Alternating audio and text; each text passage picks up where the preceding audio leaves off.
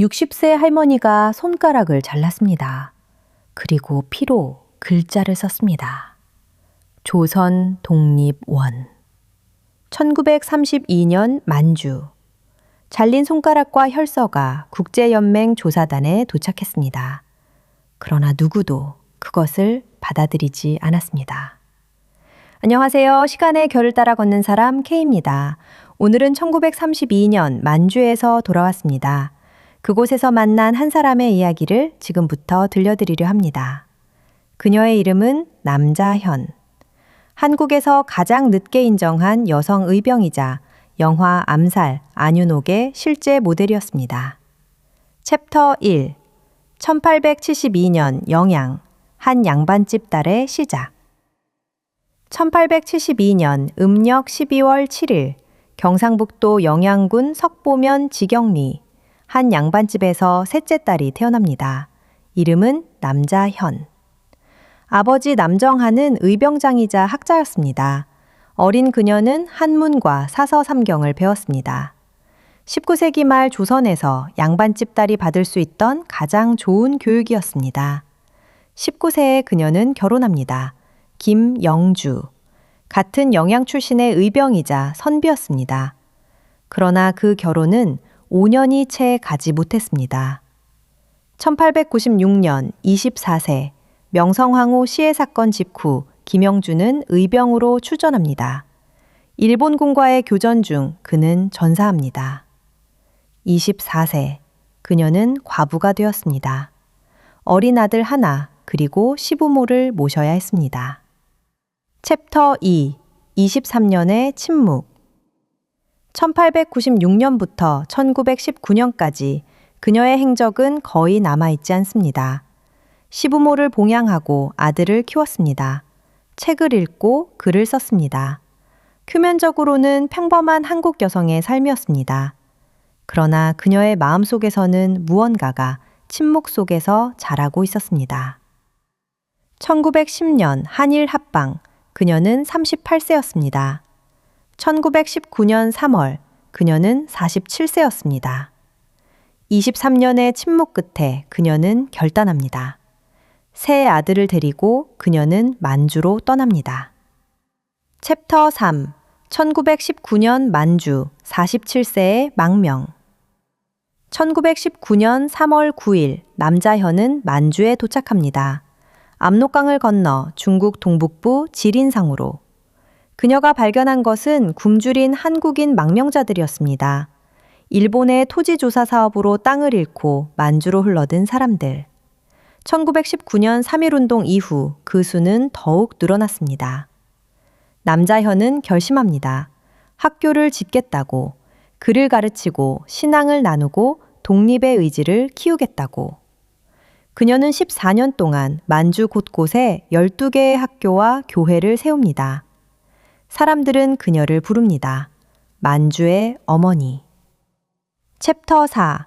김좌진과 김원봉, 의열단의 후원자. 만주에서 그녀는 한국 독립운동가들과 깊이 연결됩니다. 김좌진, 청살리 대첩의 영웅.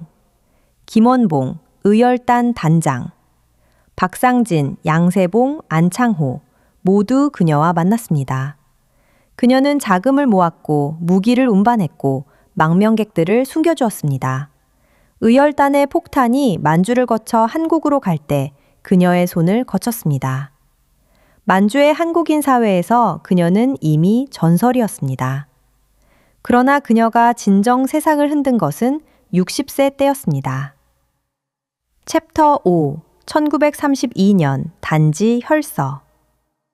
1931년 9월 18일 일본은 만주사변을 일으킵니다. 만주를 점령하고 1932년 3월 만주국이라는 괴뢰 국가를 세웁니다. 국제사회는 침묵했습니다. 그러나 그해 가을 국제연맹은 조사단을 파견합니다. 리튼백작이 단장이었습니다.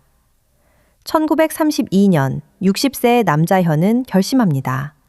직접 만든 명주 천 위에 자신의 왼손 약지를 잘라 5글자를 씁니다. 조선 독립원. 조선의 독립을 원한다는 뜻입니다. 그녀는 잘린 손가락과 함께 그 혈서를 리튼 조사단에게 보냅니다. 그러나 조사단은 그것을 받지 않았습니다. 일본이 손가락을 우편물에서 회수해 어디론가 사라졌습니다. 손가락의 행방은 지금까지도 알 수 없습니다. 챕터 6. 1933년 일본 만주국 사절을 죽이려 했다. 1933년 8월 일본은 만주국 첫 사절로 무토 노부요시를 임명합니다. 일본 육군 대장이자 관동군 사령관이었습니다.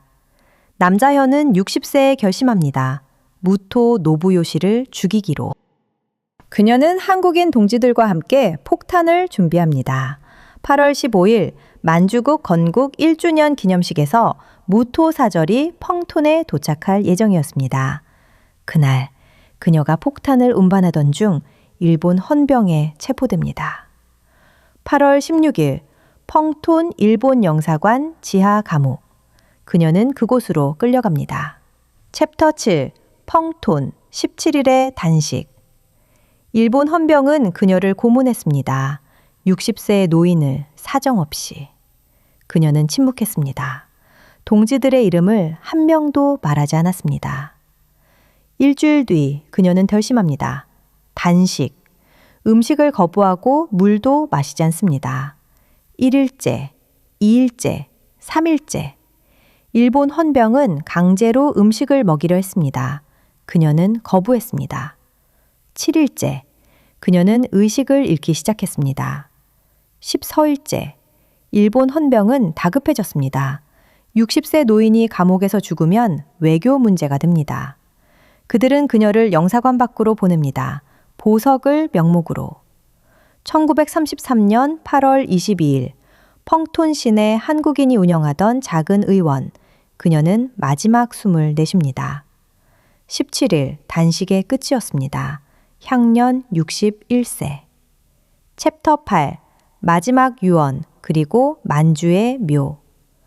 그녀의 마지막 말이 기록되어 있습니다. 사람이 죽고 사는 것은 정신에 달려있다. 독립은 정신으로 이루어지는 것이다. 그녀의 시신은 만주 펑톤에 묻혔습니다. 한국으로 돌아오지 못했습니다. 그녀가 잘랐던 손가락은 영영 발견되지 않았습니다. 그녀가 만주에 세웠던 12개 학교와 교회는 1945년 광복까지 한국인 망명자들의 마지막 보금자리였습니다. 챕터 9. 1962년 한국이 인정하다. 1933년에서 1962년까지 29년이 흘렀습니다. 한국 정부는 그녀를 잊고 있었습니다. 1962년 박정희 정부는 첫 번째 대규모 독립유공자 추서를 단행합니다. 그 명단에 남자현의 이름이 있었습니다. 대한민국 건국훈장 대통령장, 한국 여성 독립운동가에게 수여된 가장 높은 등급의 훈장이었습니다. 그러나 그녀의 시신은 만주에 있었고 그녀의 손가락은 어디에도 없었습니다. 2015년 영화 암살이 개봉합니다. 최동훈 감독, 전지현 주연, 안윤옥이라는 여성 저격수가 등장합니다. 영화 속 안윤옥의 모델이 바로 남자현이었습니다. 그러나 영화는 그녀의 진짜 인생을 다 담을 수 없었습니다. 60세에 손가락을 잘랐고 61세에 17일 단식으로 죽었다는 사실을 영화는 충분히 그리지 못했습니다. 챕터 10. 그녀가 우리에게 남긴 것. 남자현의 인생은 한국 여성 독립운동의 가장 극단적인 사례였습니다. 24세에 과부가 되었고 23년을 침묵했고 47세에 만주로 떠났고 14년을 학교를 세웠고 60세에 손가락을 잘랐고 61세에 죽었습니다. 그녀가 잘랐던 손가락 한마디는 5글자의 무게를 지녔습니다. 조선 독립원. 그녀는 그 5글자를 자신의 살로 썼습니다. 그리고 그 5글자가 영영 우리에게 돌아오지 못했다는 것이 한국 독립운동사의 한 슬픔입니다. 1962년의 훈장이 그 손가락의 자리를 메울 수는 없을 것입니다. 그러나 그녀의 정신은 만주의 12개 학교에서 의열단의 폭탄에서 그리고 우리가 부르는 그 이름에서 살아남았습니다. 지금까지 시간의 결을 따라 걷는 K였습니다. 다음 영상에서는 또 한 사람의 한국 여성 독립운동가를 만나보겠습니다. 박차정, 24세에 폭탄을 들었고 한국 최초의 여성 군관이 된 사람. 그녀의 남편은 의열단장 김원봉이었습니다. 시간의 결을 따라 다음 영상에서 만나요.